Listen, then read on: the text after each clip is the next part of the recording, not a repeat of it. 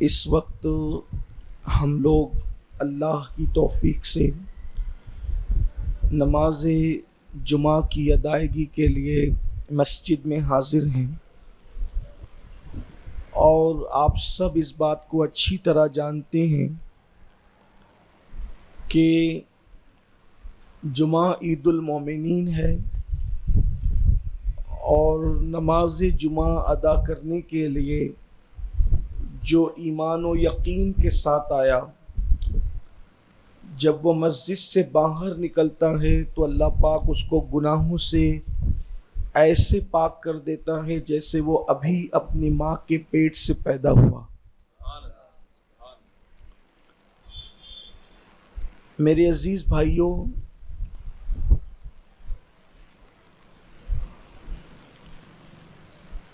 اللہ رب العزت نے ہم پر بہت بڑا احسان کیا، انعام کیا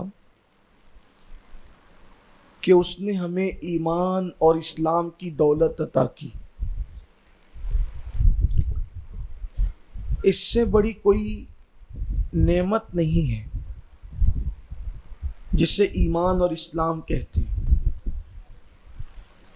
اللہ تعالیٰ نے جتنی نعمتیں دی، کسی بھی نعمت کو دے کر اللہ راضی نہیں ہوا، لیکن جب اللہ نے اسلام دیا تو فرمایا وَرَضِيتُ لَكُمُ الْإِسْلَامَ دِينًا، کہ میں تمہیں اسلام دے کر تم سے راضی ہو گیا۔ یعنی جس کے پاس اسلام ہے اس سے اللہ راضی ہے، جس کے پاس اسلام ہے اس سے اللہ راضی ہے، اور یہی اسلام کی دولت، ایمان کی دولت ہمیں انشاءاللہ جنت تک لے جائے گی۔ ہمارے پاس جو کچھ ہے سب یہی رہ جائے گا، قبر میں، حشر میں، حتیٰ کہ جنت تک لے جانے والی دولت کو ایمان اور اسلام کہتے ہیں۔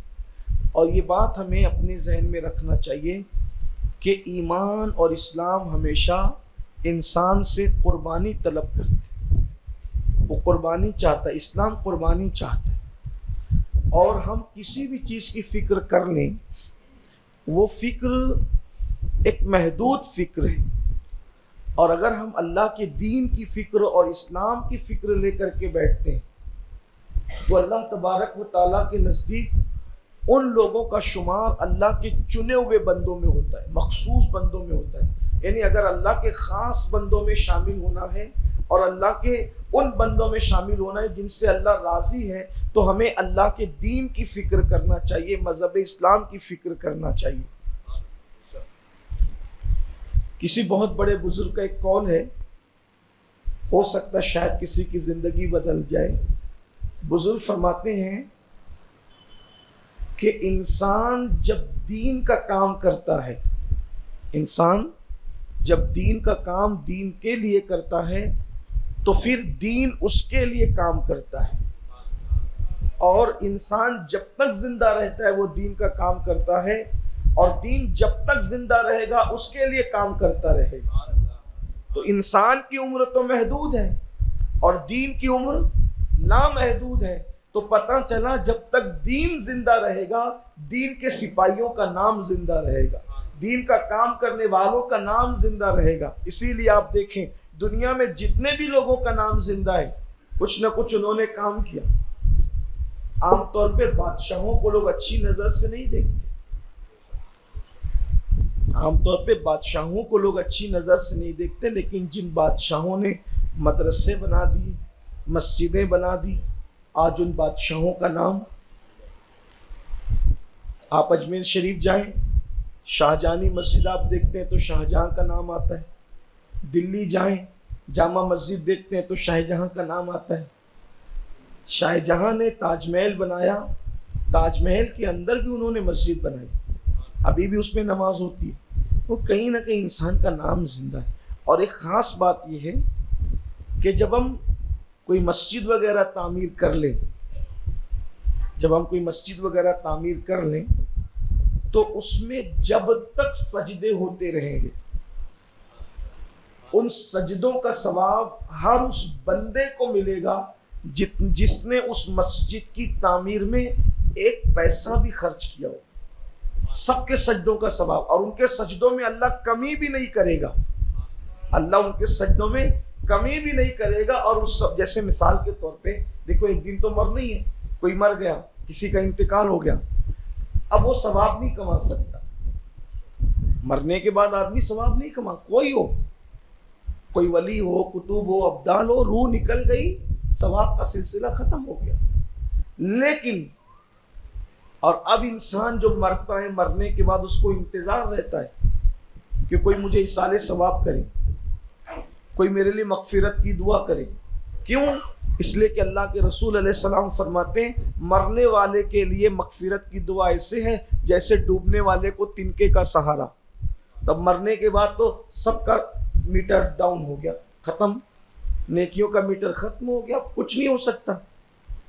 لیکن اگر آپ نے مسجد بنائی تھی تو کسی نے مسجد میں آ کے صرف قدم رکھا اور سبحان اللہ کہہ کے چلا گیا, تو اس کی پوری سبحان اللہ پر جتنا ثواب اس کو ملے گا, اس مسجد میں جس لوگوں نے کام کیا, کوششیں کی, کاوشیں کی, وہ ساری ایک سبحان اللہ کا پورا ثواب اللہ سب کو ان کی قبروں میں عطا فرمائے گا. جب اس میں نمازیں ہوگی تو سارے نمازیوں کا ثواب ان کو ملے گا جن لوگوں نے اس میں کوششیں کی ہوگی, کاوشیں کی ہوگی, محنتیں کی ہوگی. وجہ یہ ہے کہ اللہ رب العزت کے یہاں کوئی کمی نہیں ہے. نماز پڑھنے والوں کو بھی پورا ثواب, مسجد بنانے والوں کو بھی, ہر فرد کو پورا ثواب. اسی لیے اللہ کے رسول علیہ السلام کی ذاتی دلچسپی مسجدوں کو بنانے میں یہ تھی کہ جب مسجد تعمیر ہوتی تھی تو حضور علیہ السلام اس پہ خود فزیکلی طور پہ حصہ لیتے تھے.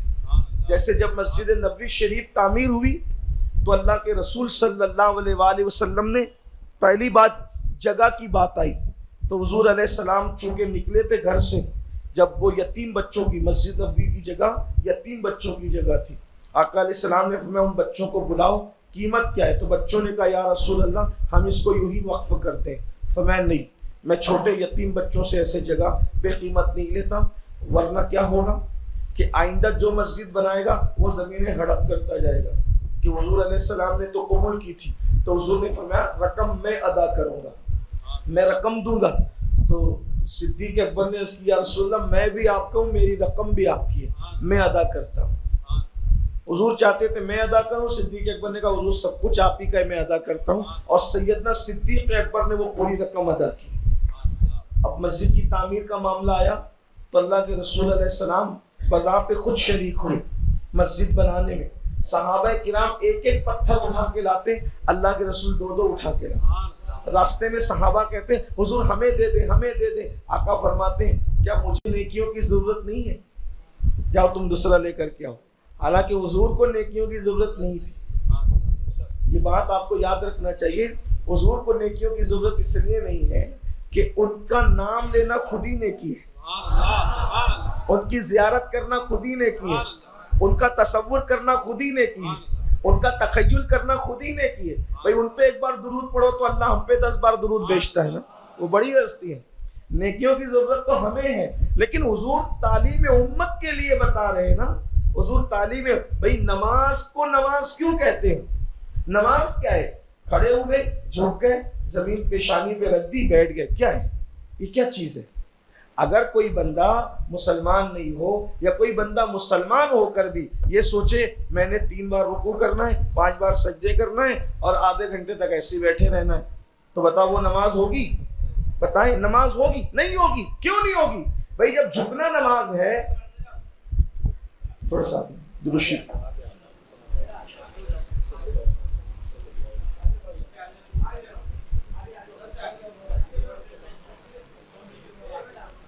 سب مل کے بار درشی پڑھیں. اللہم صلی علی سیدنا و مولانا محمد معدن الجود والکرم وآلہ وصحبہ وبارک وسلم. صلاۃ و سلام علیک یا جد الحسن والحسین, صلاۃ و سلام علیک یا جد الغوث الثقلین, صلی اللہ تعالی علیہ وآلہ وسلم. صف لگ میں بیٹھ جائیں, سب پوری کر لیں. ایک بار پھر درود شریف پڑھ لیں.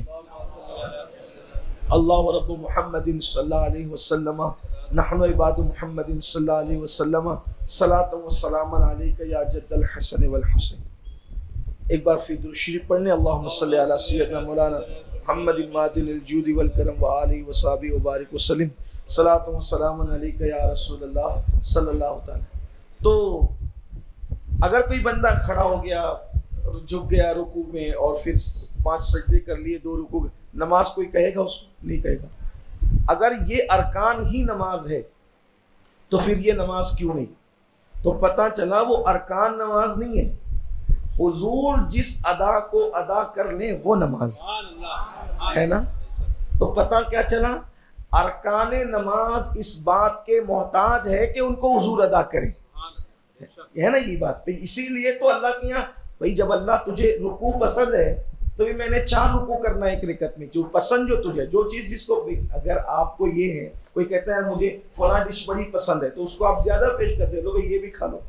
आप दस्तरखान पे पहुंचे, भाई मीठा बड़ा अच्छा बना है, तो क्या होगा, तो आप एक और पेश कर देंगे, अच्छा लग रहा है तो लो और खा लो, है ना। और आप कबूल भी कर लेंगे क्योंकि पसंद है। अल्लाह तुझे रुकू पसंद है तो फिर मैं एक बार नहीं 4 बार करना चाहता हूँ एक रिकत में, कबूल होगा। अल्लाह फरमाता है मुझे रुकू से क्या मतलब, मुझे तो महबूब की अदाओं से प्यार है। ये चीज है ना, महबूब की अदाओं से प्यार है। इबादत वही है जो महबूब अदा करे। अल्लाह फरमाता है वला तमशी फिल अर्दी मरहा, जमीन पे सीना तान कर मत चलो, अकड़ के मत चलो, मुझे पसंद नहीं है। यही है दस्तूर है, कानून है। लेकिन जब जा रहे काबे का तवाफ करने, तो जो अल्लाह कुरान में मना कर रहा है अकड़ के मत चलो, वही अल्लाह कह रहा है काबे में अकड़ के चलो। भाई मस्जिद हनीफ साबिर में अकड़ कर चलना हराम, जामा मस्जिद में अकड़ के चलना हराम, तो मक्के में अकड़ के चलने का हुक्म अल्लाह तू क्यों दे रहा है? तेरा तो कानून है अकड़ के मत चलो। बल्कि यहाँ तक नाराजगी का इजहार किया, क्या तू अकड़ के चलेगा तो जमीन को तू फाड़ देगा, यहाँ तक के फरमाया। लेकिन वहाँ हुक्म है अकड़ के चलो। या अल्लाह, जब छोटी छोटी मस्जिद में अकड़ के चलना हराम है, तो जो सबसे बड़ी मस्जिदों की सरदार है वहाँ अकड़ के चलने का कि काबे का तवाफ करो तो सीना तान के अकड़ के करो, ऐसा क्यों है? यहाँ अकड़ के चलना हराम, वहाँ अकड़ के चलना इबादत। तो अल्लाह फरमाएगा महबूब और जगह झुक कर चले तो झुक के चलना इबादत हो गया, और वहाँ महबूब अकड़ लिए तो वहाँ अकड़ना इबादत हो। यानी ना हमें झुकने से कोई मतलब है ना अकड़ने से कोई मतलब है, हमें तो महबूब की अदाओं से प्यार। देखो भाई, अगर कोई बंदा आपके मोहल्ले में भागे, इमाम साहब अगर, या हाफिज साहब बड़े अच्छे आदमी, इमाम साहब अगर मोहल्ले में भागे, हाजी अतर साहब दूसरे वक्त तो छुट्टी दे देंगे, यार इमाम साहब तो भागते हैं, कोई संजीदा आदमी नहीं है ना। यही बात है। कोई भागने वाले इमाम को, दौड़ने वाले इमाम को कोई रखेगा मस्जिद में? नहीं रखेगा ना, निकाल देंगे मस्जिद से। ये गैर संजीदा लोग इमाम होने के काबिल नहीं। हमारे यहाँ तो इतनी पाबंदी है, अहले सुन्नत में इमाम होने के लिए इतनी पाबंदी है, पीर होने के लिए उतनी पाबंदी नहीं जितना इमाम हो। कि हदीस पाक है, अगर किबले की तरफ मुंह करके थूक दे तो भी इमाम नहीं हो सकता। हदीस पाक है अबू दाऊद शरीफ की कि इमाम अगर किबले की तरफ मुंह करके थूक दे तो भी इमाम नहीं हो सकता। इसलिए हम लोग बहुत मोहतात अंदाज से नमाज पढ़ते, हर किसी को इमाम नहीं बनाते, क्योंकि रसूलुल्लाह ने बहुत मोहतात फरमा दिया हमें कि जो किबले की तरफ थूक दे वो इमाम नहीं हो सकता, जो किबले का अदब न जाने वो इमाम नहीं हो सकता, जो नबी का अदब न जाने वो कैसे इमाम हो सकता, जो वली का अदब न जाने वो कैसे इमाम हो सकता। लेकिन बहरहाल दौड़ भाग करने वाले आदमी को जो दौड़े भागे आप उसको इमाम नहीं बनाते। मगर जब आप वही बंदा संजीदा आदमी इबादत के लिए मक्का जाता है तो उसको फिर हुक्म होता है कि तुझे मीलाइन अख्सरैन पे दौड़ना पड़ेगा। तो क्यों दौड़ना पड़ेगा भाई? हर जगह दौड़ना मना है, और दौड़े तो आदमी संजीदा नहीं रहता। यहाँ क्यों दौड़ रहा है? कहा यहाँ दौड़ना इबादत है। क्यों इबादत है? कहा इबादत इसलिए कि यहाँ महबूब दौड़ गए थे। तो कहने का मतलब ये है कि हुजूर को नेकियों की जरूरत नहीं, बल्कि नेकियां इस बात के मुतकाजी है कि उनको हुजूर कर ले तो वो नेकी बन जाए। मगर तालीम उम्मत के लिए, आजिज़ी के लिए, इनकिसारी के लिए हुजूर फरमा रहे क्या मुझे नेकी की, हुजूर 2-2 पत्थर उठा के ला रहे। सहाबा कहते हैं कि जब हम मस्जिद नबवी तामीर कर रहे थे तो हुजूर के जिस्म पे मिट्टी अट गई थी, यानी मिट्टी से हुजूर का जिस्म भर गया था। और कहते हैं कि मदीने की पीली मिट्टी हुजूर के सफ़ेद और गुलाबी, हुजूर का जो बदन था सफ़ेदी और गुलाबी उस पर मिक्स थी, तो बहुत खूबसूरत लगता था। तो कहते हैं वो मिट्टी पीली पीली जब हुजूर के बदन पे अट गई थी तो हम देखते थे तो ऐसा लगता था जैसे सोना किसी चांदी की प्लेट पर जब वो जज्ब हो गया, इतना खूबसूरत। और हुजूर के जो वो सीने से लेकर के नाफ तक بالوں کی ایک ہلکی سی لکیر تھی، اس میں آتی تھی تو وہ ایک عجیب ہی لطف دیتی تھی، حسن اور خوبصورتی۔ حضور نے بذات خود محنت کی مسجد کے لیے، اور پھر ہمیں بشارت دی، بشارت کون سے کام پر آپ جنتی ہوں گے اس کی گارنٹی نہیں، لیکن حضور نے ایک کام پر گارنٹی دی ہے جنت کی، من بنا للہ مسجدن بنا اللہ لہو بیتن فی الجنہ، کہ جس نے اللہ کے لیے مسجد بنائی اللہ اس کے لیے جنت میں محل بنائے گا، اللہ اس کے لیے جنت، یعنی اگر آپ زمین پہ مسجد بناتے ہیں تو آپ کے لیے جنت کا محل یقینی ہے، کیونکہ رسول اللہ نے فرما دیا تو یقینی ہے، ان کی بات پہ میں یقین ہے۔ بات سمیٹ لوں، اب وقت پورا ہوتا ہے۔ شاید آپ کو نہیں پتا کہ جو دلی کی جامع مسجد ہے وہ رسول اللہ کے حکم پہ بنی ہوئی، اللہ کے رسول کے حکم پہ بنی وہ مسجد، آپ اس میں بہت روحانیت بھی دیکھیں گے اس لیے، اور حضور کو بہت پسند، حضور علیہ السلام نے کئی لوگوں کو بشارتیں دی مسجدیں بنانے کی، ان میں سے خوش نصیب ایک شاہ جہاں بھی ہے جن کو حضور نے بشارت دی مسجد بنانے، اور مسجد بنانے والوں سے حضور خوش کتنا ہوتے ہیں اس کا اندازہ آپ کو لگے گا۔ ایک مرتبہ شاہ جہاں سو رہے تھے، پہلے تو آپ کو یہ بتا دوں کہ لوگوں نے تاریخ اسلام کی بہت توڑ مروڑ کے پیش کی، ہم لوگوں کو جو اسکولوں میں تاریخ پڑھائی گئی ہے اس کا کوئی بھی تاریخ سے کوئی لینا دینا نہیں۔ اگر آپ کو تاریخ صحیح تاریخ پڑھنا ہے تو علماء کی لکھی ہوئی تاریخ پڑھو، اور علماء میں بھی وہ علماء جن کا قلم بکا ہوا نہ ہو، اس لیے کہ ہر دور میں علماء کے دو طبقے رہے، ایک علماء حق اور ایک علماء سو۔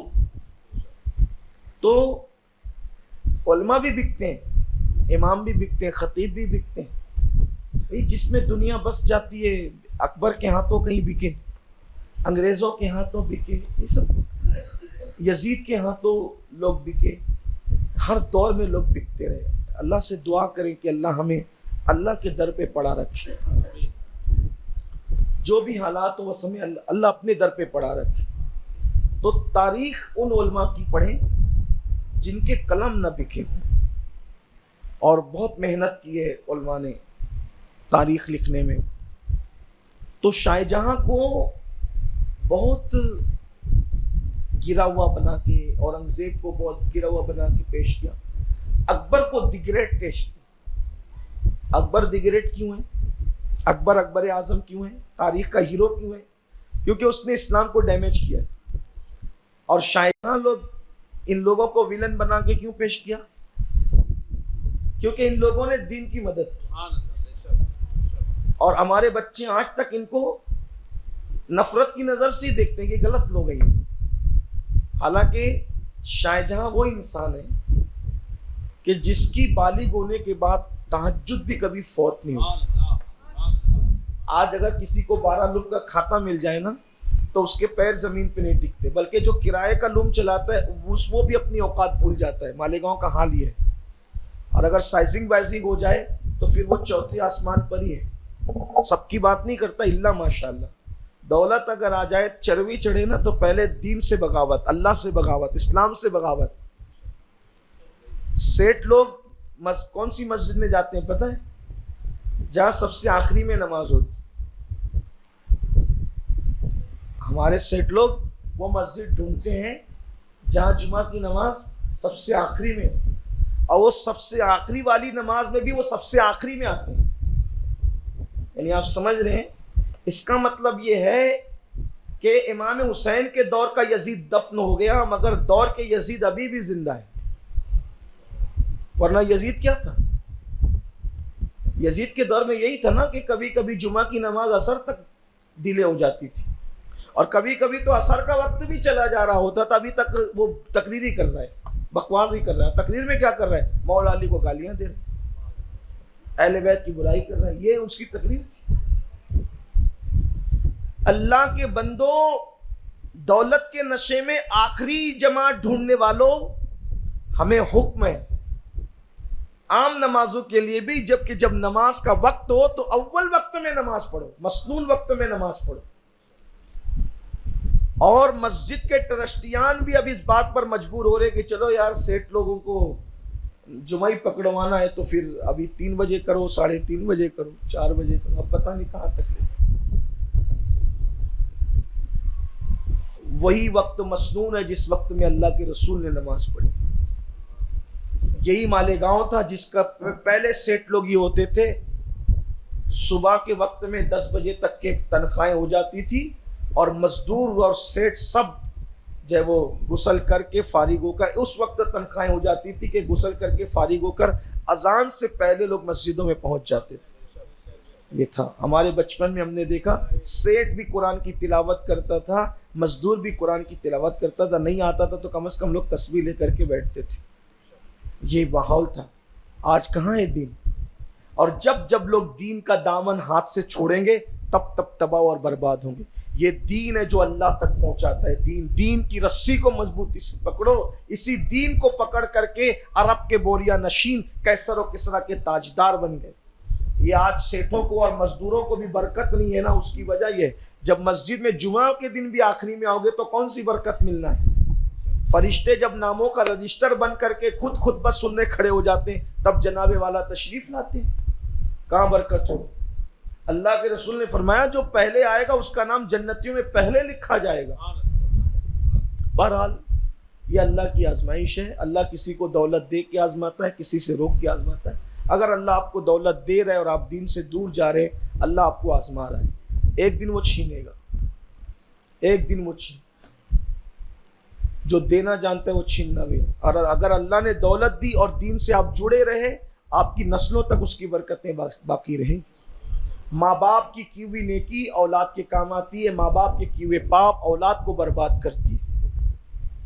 اللہ کے رسول صلی اللہ علیہ وآلہ وسلم نے ارشاد فرمایا، چلیں حدیث سن لیں، حدیث آ گئی ہے، حدیث سنیں. آج ہم اتنی محنت کر رہے ہیں، آپ ہو یا ہم لوگ ہوں، ہم صرف اس لیے محنت کر رہے ہیں گھر بنائیں بچے سکون سے رہیں، دولت جمائیں بچے سکون سے رہیں. میں سمجھتا ہوں کہ ہماری جو محنتیں صرف اپنی بچوں کے لیے اور نسلوں کے لیے. اللہ پاک ارشاد فرماتا ہے، اس حدیث کو دل پہ لکھ لینا، اللہ پاک فرماتا ہے جو میری عبادت کر کے اطاعت کر کے مجھے راضی کر لیتا ہے میں اس سے راضی ہو جاتا ہوں، اور جس سے راضی ہو جاتا ہوں اس کی پشتوں کو نوازتا ہوں، اس کی نسلوں کو نوازتا ہوں. جس ایک بندے سے راضی ہو گیا اس کی نسلوں کو نوازتا ہوں. لیکن جب بندہ میری نافرمانی کرتا ہے اور مجھے ناراض کرتا ہے تو میں اس سے ناراض ہو جاتا ہوں، اس پہ لعنت کرتا ہوں اور وہ لعنت اس کی 7 پشتوں تک باقی رہتی ہے. اللہ کو ناراض کر کے کیا کر رہے ہو؟ اپنی نسلیں برباد کر. آپ بھی مر جاؤ گے، آپ کی نسلیں بھی پریشان رہے گی اور سوچیں کہ ہمارے باپ داداؤں نے کیا پاپ کیے تھے کہ اس کی سزا میں بھگتنی پڑی ہے. اب آپ سوچو گے یار نسلوں نے کیا کیا. یہ اللہ کا قانون ہے. آقا جو فیصلہ کرے بندے کو منظور ہے. یہ اللہ کے لیے قانون ہے، اللہ کا قانون ہے بنایا ہوا، وہ اس کی غیرت ہے، اس کی شان ہے. اس لیے اللہ کے بندوں اپنی نسلوں کو تباہی سے بچانا ہے، کچھ اللہ کے کام کر جاؤ. تو وقت تو تمام ہوتا ہے، میں جلدی بات سمیٹ لوں. تو شاہجہاں وہ بندہ ہے جس کی تاریخ جب ہم نے پڑھی تو پتہ چلا کہ اس کی کبھی تہجد بھی بالغ ہونے کے بعد فوت ہوئی. یہ تو تہجد کا حال تھا. جماعت کا اتنا پابند تھا وہ شخص کہ زندگی میں کبھی اس کی پہلی تکبیر نہیں چھوٹی، اور عورتوں کے معاملے میں اتنا محتاط تھا. کوئی مبالغہ نہیں کر رہا ہوں، میں ذمہ داری سے کر رہا ہوں. آپ اس کی زندگی پڑھے جو علماء نے لکھی. عورتوں کے معاملے میں اتنا پابند تھا کہ اس نے محرم عورتوں کے علاوہ غیر محرم عورت کو کبھی نظر بھر کے نہیں دیکھا. اور اس کا تقوی یہ تھا کہ اس کی عشاء کے پہلے کی غیر موقدہ سنت اور عصر سے پہلے کی غیر موقدہ سنت وہ بھی کبھی نہیں چھوٹی. ایسا پاور. اب اس کو خواب میں دکھایا گیا، یہ نقشہ شاہجہاں مجھے پسند ہے. کیا کہا؟ یہ نقشہ شاہجہاں مجھے پسند ہے، تو ایسی مسجد بنا. اب شاہجہاں کوئی انجینئر تو تھے نہیں. خواب میں مسجد کا نقشہ دیکھا اور دیکھنے کے بعد اٹھے تو بہت بے چین ہو گئے. یا اللہ میں تو میں دیکھ چکا، مسجد ایسی بنانا حضور کا حکم ہے، اللہ کے رسول کا حکم ہے، مسجد تو بناؤں گا، لیکن مولا اب میں یہ بتاؤں کیسے کام کرنے والوں کو کیسے بناؤ. لیکن اب تھا بادشاہ، سب کو جمع کیا، بڑے بڑے معماروں کو، انجینئروں کو، کہا بھائی میرے ذہن میں جو نقشہ ہے نا وہ تم بناؤ. اب میرے ذہن میں نقشہ تم بناؤ، یہ تو بڑی عجیب سی بات. لوگ لاتے ریجیکٹ ہو جاتا، لاتے ریجیکٹ ہو جاتا. ایک دن ایک انجینئر تھا، اس کے پیر و مرشد اللہ کے ولی تھے. وہ اپنے مرشد کے پاس گئے اور کہا حضرت شاہ جہاں کو کوئی نقشہ پسند ہی نہیں آتا. تو انہوں نے کہا ادھر آ، میں تجھے بتاتا ہوں. چادر ڈالی سر پہ، جب چادر ڈالی تو اس نے کیا دیکھا کہ آسمانوں کی میں سیر کر رہا ہوں اور اس پر ایک مسجد ہے، کہ یہ مسجد ہے، اس کا نقشہ بنا. تو اس نے جلدی جلدی اس کو بنایا اور جیسے ہی کاغذ پہ اتارا تو انہوں نے چادر پھر ہٹائی تو یہ زمین پہ. حالانکہ وہ آسمان پہ نہیں چلا گیا تھا، اس کو کشف کہتے ہیں. کوئی آسمان پہ جا نہیں سکتا جیتے، لیکن یہ اللہ والوں کی شان ہے. ہاں، یدے بیضا لیے بیٹھے ہیں اپنی آستینوں میں. اللہ کے فقیروں کی شان بڑی اعلیٰ ہے، کوئی ان کو جان ہی نہیں سکتا. ولی کو ولی پہچانتا ہے، ولی کو ولی کی شان ولی سمجھتا ہے. جب ولی کی شان بیان ہوتی ہے تو لوگ سمجھتے ہیں کہ مبالغہ کر رہے. نہیں، جس دن ولی کو آپ پہچان جاؤ گے، ہم جتنا کہیں اس سے زیادہ آپ بیان کرو. جانتے ہی نہیں. جو قوم کلمہ پڑھنا نہیں جانتی وہ ولی اللہ کو کیا جانتی. جس قوم کو دیکھ کر قرآن پڑھنا نہیں آتا وہ قوم ولی کو کیا پڑھ سکتی ہو. بڑی بات ہے، یہ اللہ کے راز ہے. ہمارے بزرگوں نے ہمیں جتنا بتایا ہم بس اسی کے پابند ہیں. تو بہرحال اور جیسی لے گیا تو شاہجہاں نے کہا ارے یہ تو وہی ہے جو میں نے دل میں خیال کیا. تو وہی تجھے کیسے پتا چلے گا؟ حضور یہ نہ پوچھیں، اگر مسجد کا نقشہ پسند آیا تو حکم فرمائے. کیا ہو؟ کہا یہی تو ہے وہ مسجد.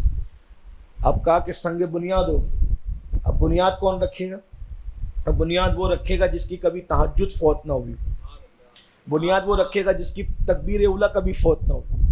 بنیاد وہ رکھے گا جو عشاء کی پہلے کی سنتیں بھی پڑھتا ہو اور عصر کی پہلے کی سنتیں بھی، یعنی غیر موقعہ میں ڈنڈی نہیں مارتا ہو. آج بڑی معذرت کے ساتھ اگر آپ ہم لوگوں کو نا، جو لوگ دین کے نمائندے کہلاتے ہیں، ہم لوگ بھی عصر کی سنتیں اور عشاء کی سنتیں چھوڑ جاتے ہیں. سچی جو بات ہے وہ ہے نا، چھوڑ جاتے ہیں. امام لوگ بھی چھوڑ جاتے ہیں.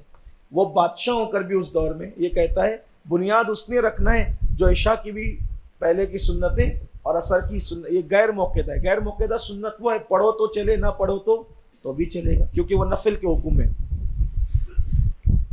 اب یہ تو ایک ہنگامہ ہوا دلی میں کہ بھئی کون بنیاد رکھے. کوئی نہیں رکھ پائے گا، کوئی ایسا ہے ہی نہیں. جب شام ہوئی تو شاہجہاں خود آگے بڑھے. اس دور کے علماء میں بھی بڑی جرأت تھی. کسی نے بازو پکڑے گا کہ شرط آپ نے رکھی ہے، اس لیے جب تک وہ بندہ نہیں آئے گا آپ کو بنیاد ہم رکھنے نہیں دیں گے. شرط ٹوٹے گی نہیں، مسجد کا معاملہ ہے. اعلان ہوا، شاہجہاں کی آنکھوں میں آنسو تھے. کہا الحمدللہ حضرت یہ ساری شرطیں میرے اندر موجود. شاہجہاں نے اپنے ہاتھ سے بنیاد رکھی، مسجد بن گئی. اب لوگ سوچتے تھے کہ بھائی مسجد کی بنیاد اتنی سختی سے رکھائی، افتتاح کون کرے؟ افتتاح کے لیے تو اور کوئی بڑا آدمی چاہیے. شاہجہاں نے اعلان کر دیا جب تک رسول اللہ آ کر نماز نہیں پڑھیں گے افتتاح نہیں ہوگا. مجھے مسجد بنانے کا حکم تھا، مجھے مسجد بنانے کا حکم تھا. 100 مہینے مسجد بنا دی. مسجد چالو کرنے اور آباد کرنے کی ذمہ داری میری نہیں. اب حضور نے حکم دیا نا مسجد بناؤ تو آپ آئیں، آپ پہلے نماز پڑھیں پھر مسجد شروع ہوگی. روزانہ حوض بھر کے رکھ دیتا، تالا مار دیا جاتا. حضور آپ آئیں گے تو نماز ہوگی. کتنا یقین تھا اس کو. حضور آپ آئیں تو نماز ہوگی ورنہ نماز شروع نہیں ہوگی. قیامت تک مسجد بند پڑی رہے گی. بنانا ہمارا کام تھا، بسانا ہمارا کام نہیں ہے. روز کا یہ معمول، دروشی پڑھتا ہے 1000 مرتبہ، عرضی لگاتا ہے حضور آپ آئیں آپ آئیں. ایک مرتبہ شب جمعہ تھی. شب جمعہ میں بادشاہ سو رہے تھے، اچانک خواب کیا دیکھا حضور آئیں اور وضو بھی کیا. حضور نے حوض میں وضو بھی کیا اور نماز کے لیے کھڑے ہوئے. اور جیسے ہی کھڑے ہوئے شاہجہاں کی آنکھ کھل گئی. قلعے سے لے کر مسجد تک اس نے سرنگ بھی بنوائی تھی آنے جانے کے لیے. اٹھا، غسل کیا، روتا ہوا سپاہیوں کو لے کے مسجد آئے. جب مسجد کا دروازہ کھلوایا تو کیا دیکھا؟ جس جگہ پہ خواب میں حضور نے بیٹھ کے وضو کیا تھا وہاں سے پانی ابھی بھی بہہ رہا تھا، اور جہاں نماز ادا کی تھی وہ پورا خوشبو سے معطر تھا. کہ مسجد کے اندر حضور آ گئے. آج بھی جب آپ جامع مسجد جائیں گے نا تو جہاں حضور نے بیٹھ کے وضو کیا ہے تو وہاں جالی لگی، وہاں کسی کو کبھی بیٹھنے نہیں دیا گیا. اور وہاں لکھا ہے ای جہاں مقام رسول اللہ صلی اللہ علیہ وآلہ وسلم کی یہ جگہ حضور علیہ الصلوۃ و تسلیم کے وضو کرنے کی جگہ ہے، ابھی بھی وہاں آپ دیکھیں گے، اگر آپ کو میری بات مبالغے پہ لگتی ہے تو آپ وہاں جا کر دیکھیں کہ وہاں کسی کو بیٹھنے نہیں دیا جاتا، آج بھی حضور آئے اس کی عرضی پر تشریف لائے اور آپ نے نماز ادا فرمائی۔ یہ ہے مسجد بنانے والوں سے اللہ کے رسول کی محبت، اور ایسا کام کرنے والوں نے کام کیا۔ تو اللہ کے بندو کچھ ایسے کام کرو جس کی بنیاد پر ہم اللہ اس کے رسول کے نزدیک محبوب بن سکیں۔